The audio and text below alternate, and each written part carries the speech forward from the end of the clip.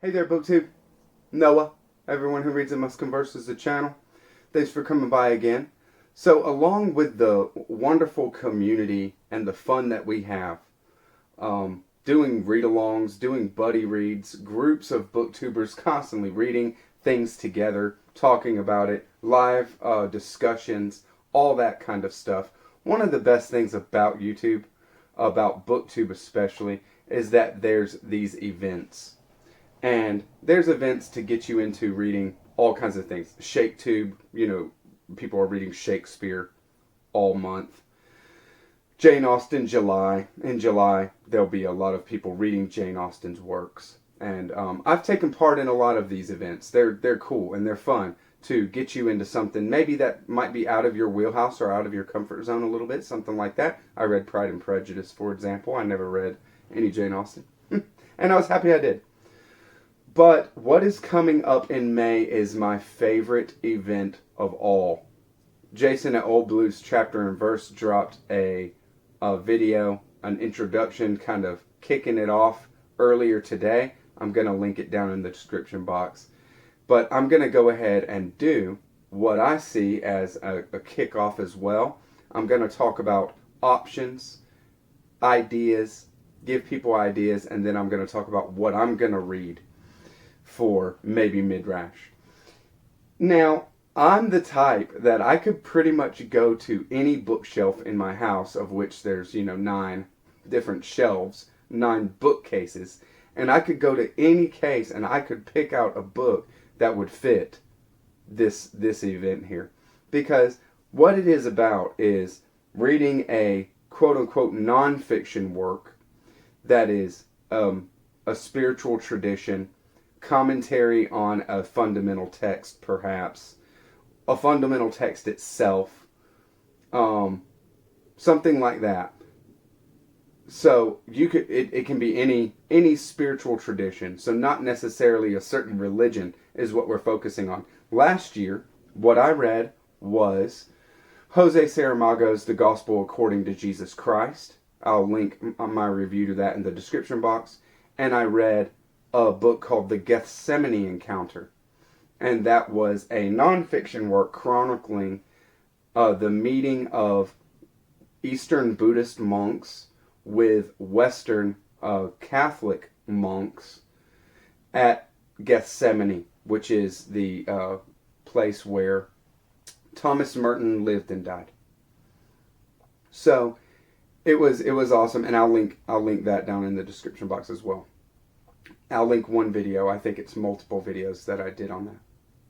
So I can, you can read anything you want, but the thing is to focus on spiritual tradition and do a nonfiction work like what I had talked about already, but also a fiction work where just an author is treating the life of Christ, for example, or the life of Buddha. Maybe Siddhartha by Hermann Hesse is an idea in that, or maybe even some Faulkner, and we'll get to more ideas like that.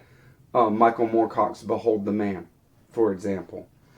So it doesn't need to be anything specific or specific spiritual tradition. So it's wide open.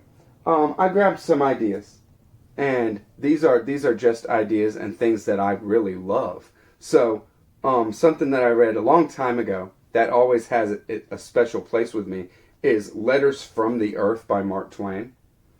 Letters from the Earth by Mark Twain is completely a farce. It is satire very, very biting satire of outer religion. Letters from the Earth is letters that Satan is writing from the earth back to God, talking about what humans are doing down here.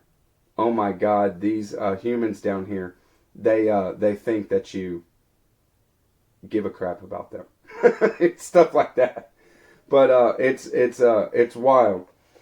But I have this one that I haven't read at all. There are some of the letters from the earth in this volume here, but a lot of other stuff too. This is the Bible according to Mark Twain. This is a book that I just found in a used bookstore. There is it's satire. I mean, Mark Twain was not playing. Satan's take on our concept of life after death. Adam and Eve gives two accounts of, their domestic struggles. Extracts from Adam's diary and then Eve's diary, and they're just complaining about each other in their diaries. Of course, right?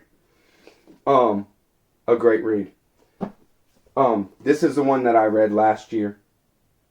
Gethsemane Encounter. It was very cool, and a dialogue between Buddhist and Christian monastics. Another one that I grabbed that's an idea is this one here is Faulkner on Religion. So this is going to take just Faulkner's works and pull out the religious aspects of it as far as parallels or ways that he takes scripture or biblical stories and maybe turns it on its head. Things like that. There's using the sound and the fury and using Absalom as the source materials, and then going into what it is that Faulkner is saying and doing. So something like this would work perfect for maybe Midrash, right? You could do a biography. This is one that's on my shelf that I haven't read yet, but I really want to get to. This is the life of Saint Teresa of Jesus. I would love to get into this one. But this is Teresa de Avila. I'm probably pronouncing that wrong both ways, right? But she was a mystic, a mystical nun, contemporary of St. John of the Cross. And I would love to get into this, but now's not the time for me on that one. We're almost to what I'm going to be reading. But also, if it's not your thing to get into this kind of subject matter, I would say read some poetry. Go for William Blake. William Blake, the Bible was William Blake's textbook. And William Blake is very hardcore and biting in your face, you know what I mean? And one of the most wonderful uses of the English language ever. Hands down. And so, go for something like Songs of Innocence and Experience. There are biblical allusions everywhere. And just so you know, you're going to find most of them in Ezekiel and in John and in Revelations. John and Isaiah and Ezekiel were Blake's favorite books. But I mean, he knew everything about the Bible. He will quote and use from the Bible all the time and twist it and turn it and put it on its head and pull out spiritual exploration. It's amazing stuff. And so, William Blake. If you want the best, go for Jerusalem. William Blake's Jerusalem. It's 100 plates. And a plate doesn't even run an entire page in this. You can really read Jerusalem, Blake's most epic work, in an hour if you wanted to. You're not going to understand it if you read it that fast. but you can reread it, and you can get there. But Jerusalem is spectacular, just spectacular. So this maybe Midrash, I decided to go a little bit different, a little bit. I'm not going to go for a full-on fiction. I've been reading a lot of fiction. Although one of these does have a lot of literature in it. We'll get to that. But I'm going to team up with Dario over at Motley Reads, and I'll put a link to his channel because it's a great channel. He's in Sweden, and we are going to buddy read Erasmus, the Discourse on Free Will, and Luther's The Bondage of the Will. This has both in there, Erasmus and Luther. Their discourses on free will. Erasmus claims that we have free will, and there is an objective criterion for truth. And then Luther argues that we do not have free will, and he basically refutes Erasmus's tract and paper in this one. So it's going to open up a lot of discussion. Dario and I are going to have a lot of fun with it and have hopefully some great conversation, right? And that's what it's all about. We're going to bring a more contemporary, two contemporary minds to bear on this text. And then I hope to team up with Christy Louise at Dostoevsky in Space. It's a tentative yes, but of course we have to check the schedules and make sure it's going to work, because I know that she does own this work, and so we might do it. I'm going to do it anyways. Literature and Spirituality is basically a program.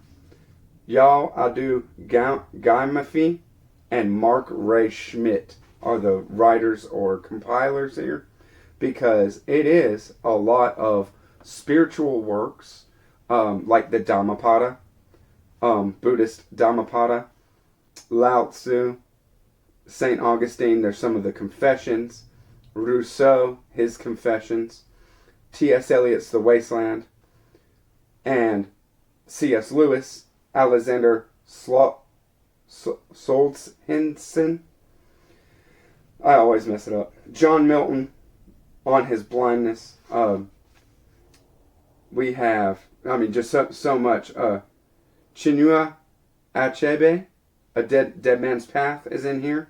Some from the Bible, Psalms, and Joseph's Story. Annie Bradstreet, Thomas Jefferson, the Declaration of Independence is in here.